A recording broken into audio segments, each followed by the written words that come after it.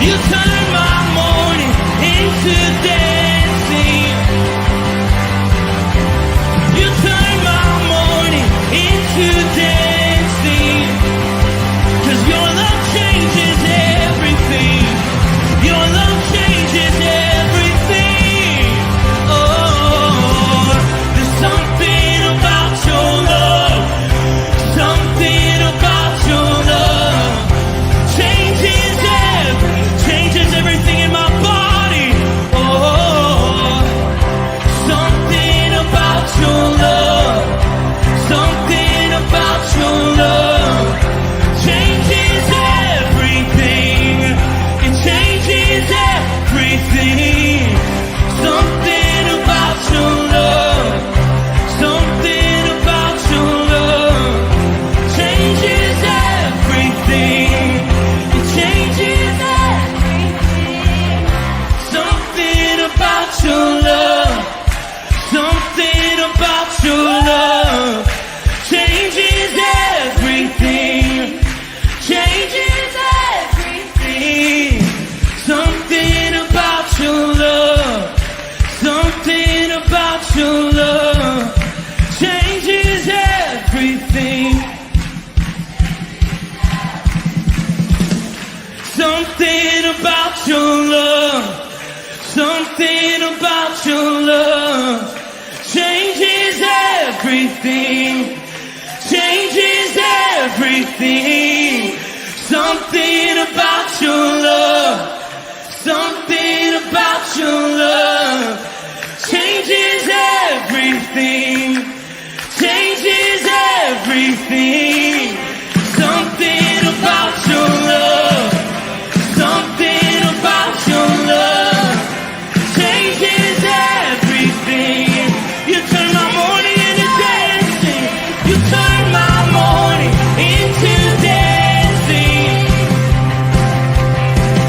You turn my mourning into dancing.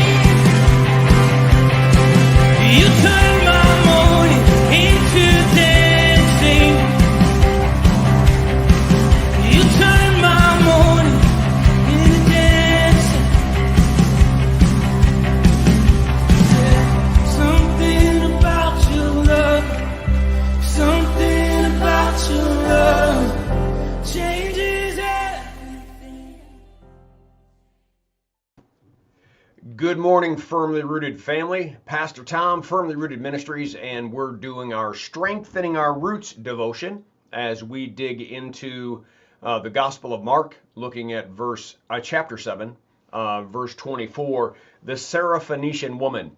A very difficult text to understand, and it's a great opportunity maybe for me to help you look at how do you study the Bible? What do you do when you come across a text that, I don't know, it's hard to plug it in because it's not making sense. And so I'll talk about it more when we're in it, but let's say hi to a few people. Chuck B, good morning. Dr. Colleen, good morning. Still thinking about yesterday's message, both sermon and Bible study. So good. Thank you.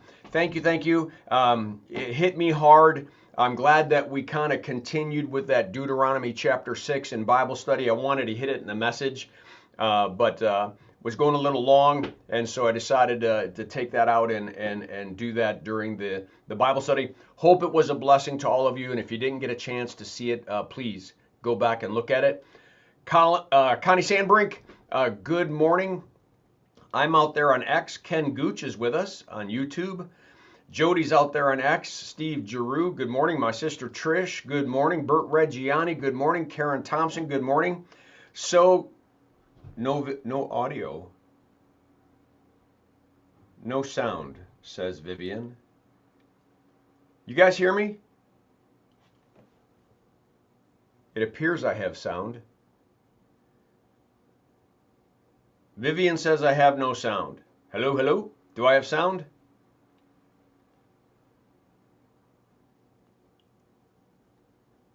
Come on, somebody tell me. Bert says I have sound. Okay. I got it. All right, everybody says we have sound. Okay, got it. All right, Vivian, they're hearing me, so maybe check your volume or something on your device. So where was I? Alice, great to see you in worship yesterday. Christy Bipes, good morning. Firmly Rooted Greendale. There's Vivian. Nikki, good morning. And anybody else new that I didn't touch base with? Vivian says, guess it's just me. Yes, I'm sorry.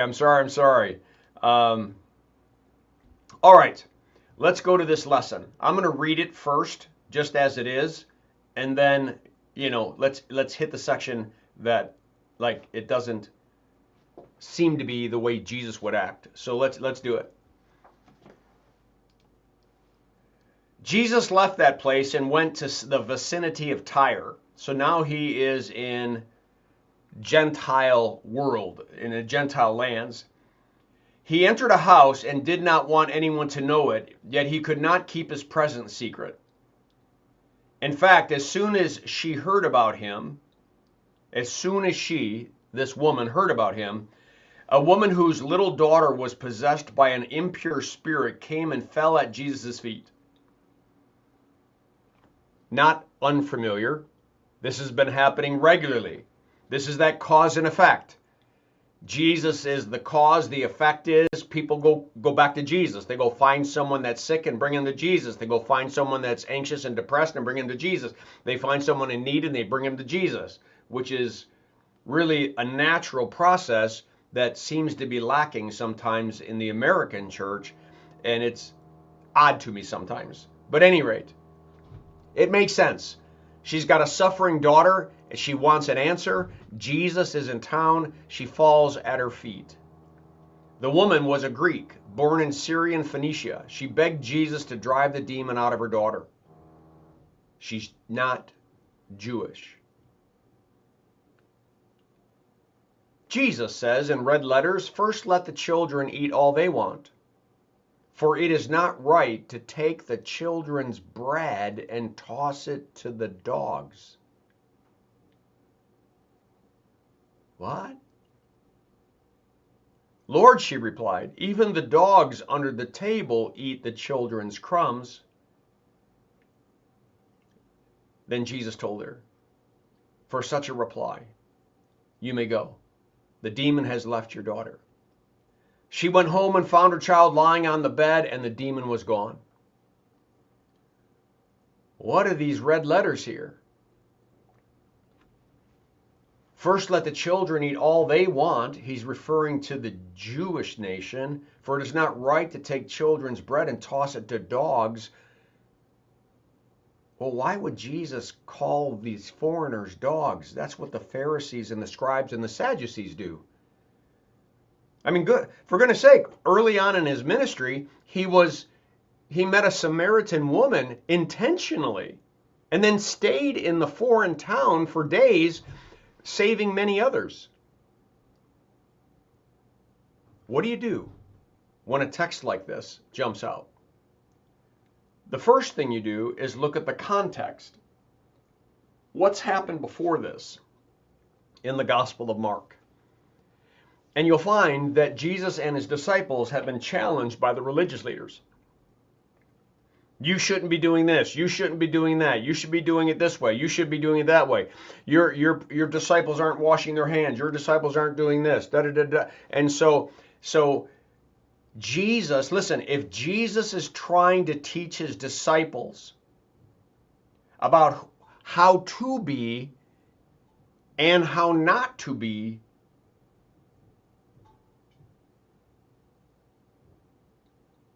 then he wants his disciples not to be like the Pharisees and the scribes and the Sadducees.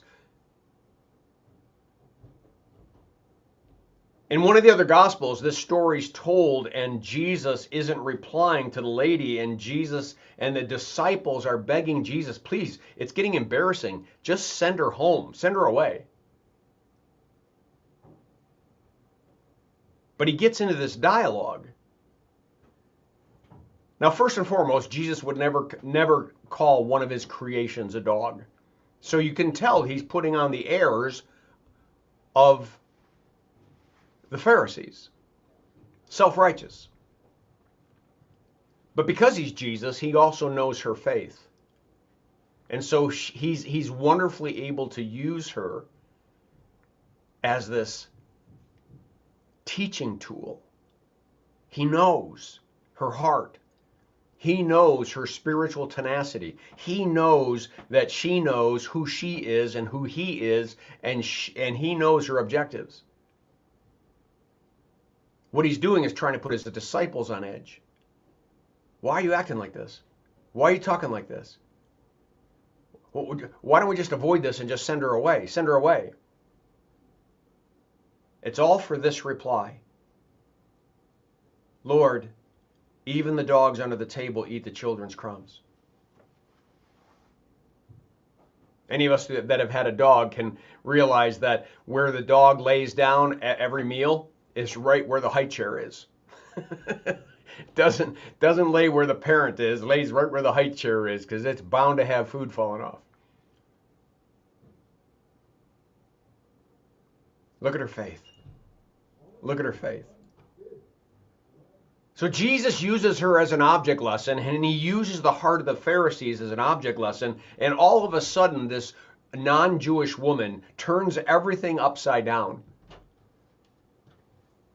and shows that all humanity is worthy. All humanity is worthy. Even the dogs under the table eat the crumbs that fall from the children's table, right? Right? His next words are, for such a reply, you go.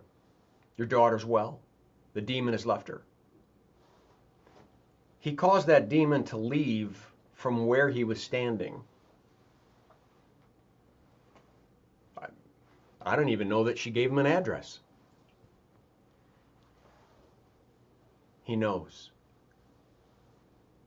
See, one of the things that always has me on edge is that God cares more about our why than the stuff we do, because much of the stuff we do is just fake. It's stuff we do. But even if we're doing good things, he wants to know, do we know why we're doing them? Right? Because the intent of the heart is critical to God, because he created that intent. He created us to want to love him with our whole heart, whole mind, whole soul, love our neighbors ourselves.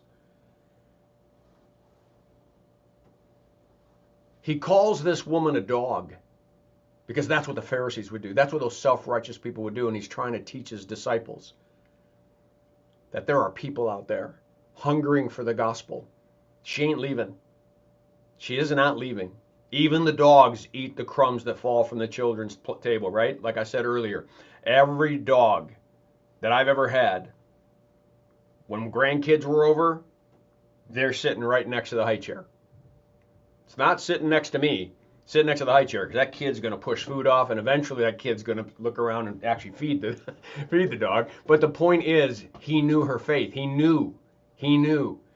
And he just says, go home, your child's well, your daughter's well. And she goes home, and her child is demon-free. You just sit back and go, who is this? He's constantly teaching, not just with words, but he's teaching with actions, and he's teaching continuously. Sometimes we have to be in the narrative and not just be outside observing it. Be a disciple and go, how are they taking this phrase? Come out. How's the woman taking the phrase? Come out. Why didn't she get angry and mad at him? Why is she still just faithfully saying, Lord? This Syrophoenician woman knows that she's in front of the Messiah, falling at his feet. And every Jew that he's dealt with in the early part of Mark 7 and the early part of Mark 6 would have said that woman is unworthy and not have done anything for her, would have kicked her out and abused her and said she is unworthy. Jesus is declaring to his disciples, everyone's worthy. Everyone's worthy to hear the gospel. All right, I'll leave it at that. Aaron's going to pick up again, I think, at around verse 31 tomorrow. And he's in the house. Let's see. Anybody else come in? I can't see that. All right, let me remove this. And let me say to you, Blessings on your day. Make it a firmly rooted day, and may someone see Jesus in us today. Peace.